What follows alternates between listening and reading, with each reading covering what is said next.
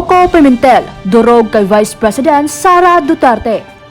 Koko nasupalpal ng todo.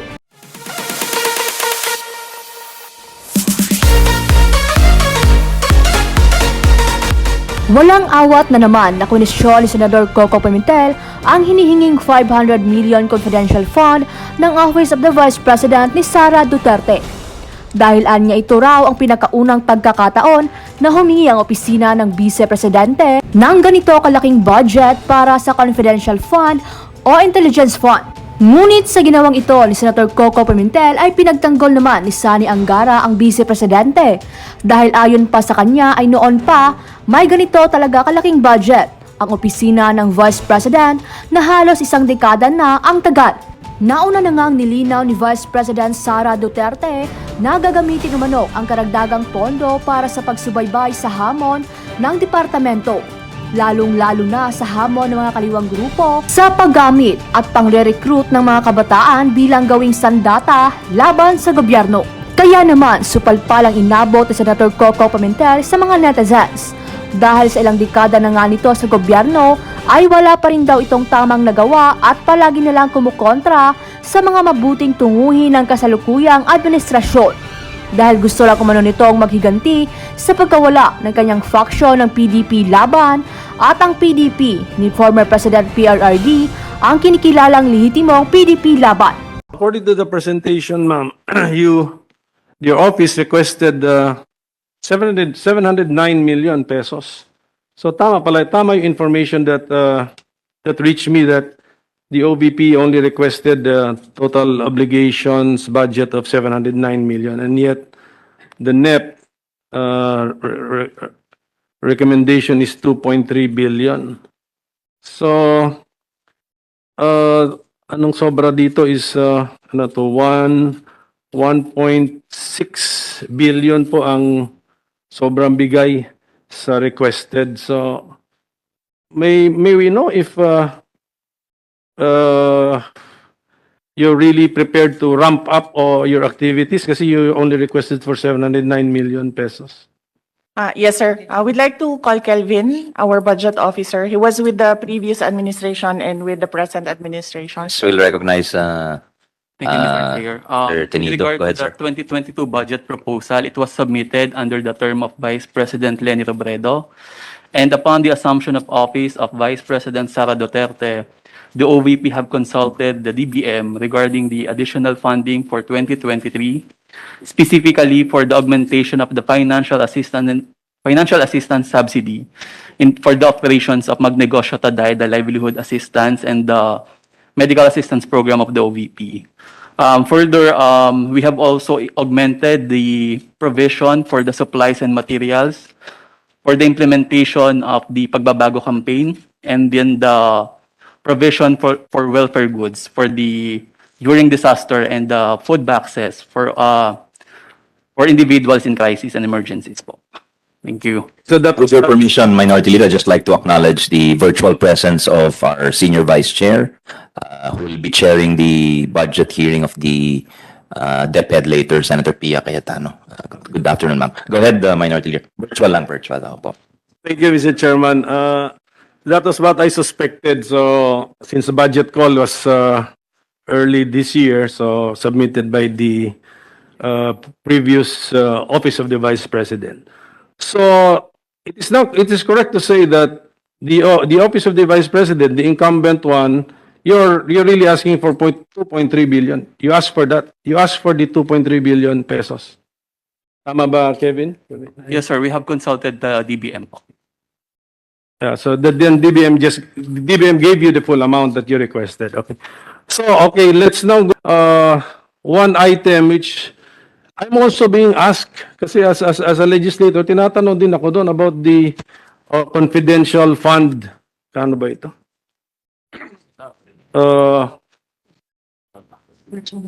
like to acknowledge also Vice Chair of the committee and the Chairman of the Committee on Basic Education, Senator Win Gatchalian. Afternoon, sir. Okay. I have to ask this, Madam Vice President, and to your staff because I'm also being asked as a legislator.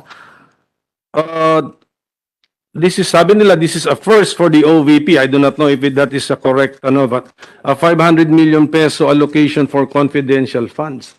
So apparently, siguro when the last Office of the Vice President made the submission during the budget call, there was no confidential fund. And then the new Office of the Vice President asked for 500 million. May we know how? Before I give the floor to the Vice President, with your permission, Minority Leader, dear colleagues, just to state for the record that the OVP, just to place things in perspective now, Your Honors, the OVP, I'm looking at the records, received confidential or intelligence funds for 13 years, from year 2000 to 2012, Your Honor. So that's just to place that on the record. Was it confidential or intelligence? Para, I think there's a difference. There's a difference. There was no distinction, Your Honor, until 2011 when it became, I think there was a distinction made between confidential, which were given to civilian agencies, whereas intelligence is given to, I hope I'm not wrong, Your Honor. Yes. I'll subject this to some colatilia, but I think intelligence is given to the military and So now- security agencies, Your Honor. So proper terminology now would be confidential. I think the proper terminology now is... That is how I understand. Yes, Your Honor. So, it may have been given before, let us say, in amounts of 5 million pesos in 1 year, but this time kasi 500 million pesos in 1 year. So may we know how are we also to answer the questions asked of us, how to justify this item in the OVP's budget? Yes. Yes, I'd like to repeat the manifestation of Senator Angara, Your Honor. Since 2003 to 2012, there were funds, intel and confidential funds that were granted the Office of the Vice President. And as to the amount, Your Honor, and the propriety of the confidential funds, as we have manifested in the House of Representatives, we leave it to the honorable members of the Senate to decide on this matter, Your Honor. Thank you, Madam Vice President.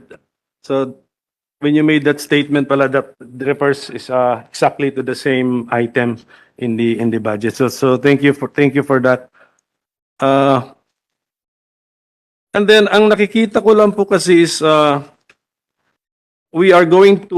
plan is also to build a permanent home for the Office of the Vice President, and I think there is an amount here of 10 million for land acquisition. So have we already identified the specific lot that we intend to acquire or purchase for the permanent home of the OVP?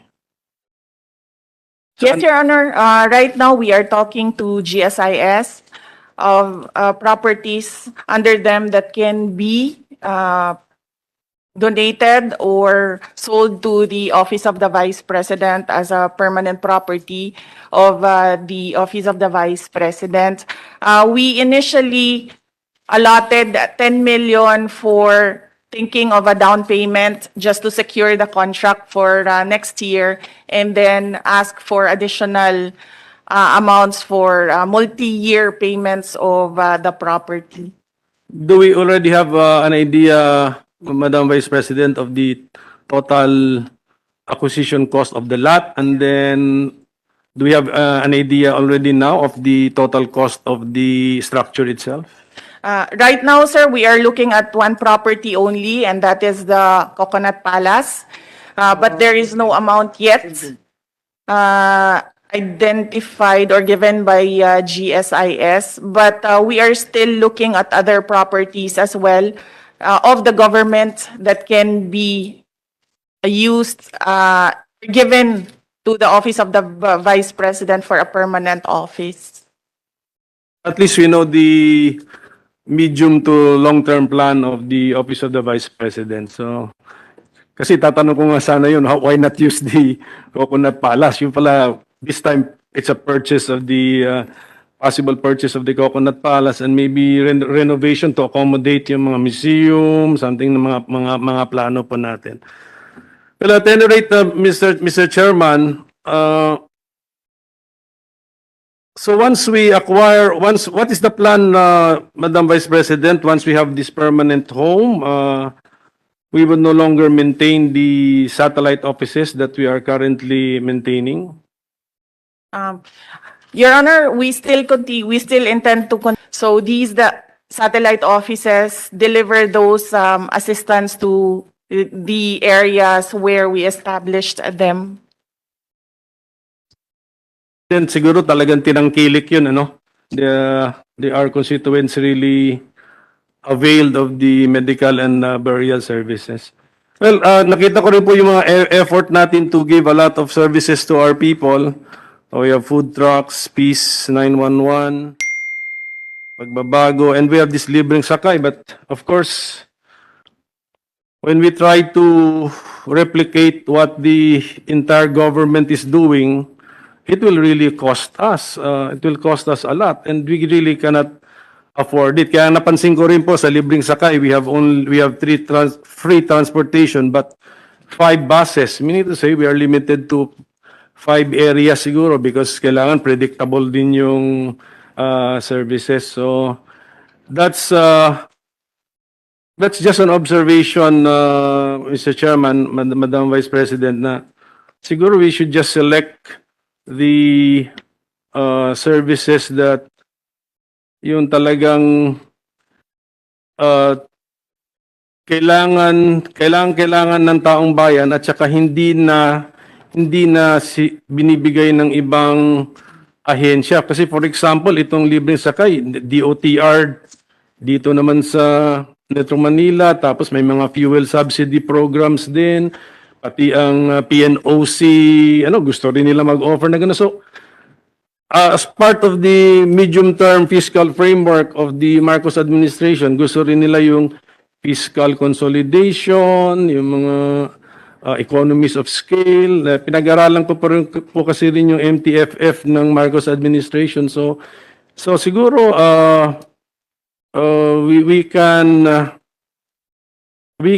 we should not try to replicate the entire government setup through the office of the Vice President.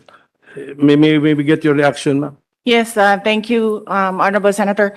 Yes, sir, we are not duplicating or replicating the existing libreng sakay of the Department of Transportation. In fact, the buses, sir, were lent to the Office of the Vice President, which we lent to the DOTR. With the permission of the body, I move for the approval of Hold the on, budget. I was told, I'm sorry, Your Honor. Okay. Senator Bongo, who's also committee vice chair, wants to make a manifestation. Okay. I would like to Okay. acknowledge one of our committee vice chairs, the kababayan of former mayor, now Vice President Sara Duterte, Senator Vice Chair, Senator Bongo. Sir, good afternoon. You have the floor. Good afternoon, Mr. Chair, Are you Vice after? President Sara Duterte, fellow senators, distinguished resource persons, and all those watching today. Allow me to deliver a quick manifestation. I will not be interposing any questions. I just want to express my full support for the budget of the Office of the Vice President. As the second highest office in the land, the Office of the Vice President is mandated to perform executive,